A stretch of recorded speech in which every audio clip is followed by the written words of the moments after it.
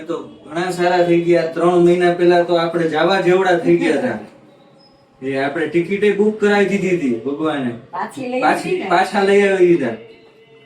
હવે તો એકદમ સારું છે. હવે તમારા શબ્દોમાં કઈક જણાવો તો આવા બીજા કોઈ પેશન્ટ હોય તો એને ખબર પડે અહીંયા આવવાનું. એનો બોલ્યો ઘણું સારું છે ને હવે? કઈ તકલીફ નથી ને? પેટમાં કઈ તકલીફ? પેલા તો વારે ઘડીએ ઝાડા થઈ જતા ને? બરાબર.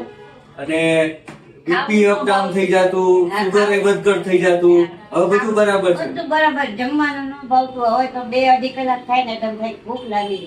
કઈ ને તો મુઠ્ઠી ચમમરા ખાઈ લઉં તોય શાંતિ થઈ જાય. કઈ વારી થઈ જાય. અને ભાવે બધું ખાટું ખારું તીખું ને એવું. બીજું તો મને ફ્રૂટ ને એવું તો કઈ ભાવતું જ નથી. બરાબર.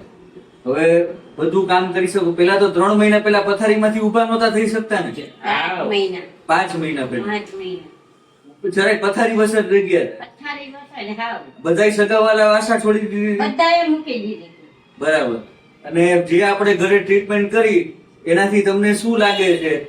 એકદમ હવે હાવ રેડી થઈ ગયું? 100% સારું થઈ ગયું. બરાબર. હવે આવી કોઈને તકલીફ હોય ને મૂંઝાઈ ગયા હોય તો આપણી પાસે હોય કે ન હોય? હોય જ ને. અમે અમારે રહેવાને ન હોય. હા, મોકલા બસ. એટલે તમારા આશીર્વાદ આપજો ને આવા બીજા પેશન્ટ મોકલતા રહેજો. ભગવાન તમને સુખી રાખે ને આવી સેવા કરતા રહ્યો.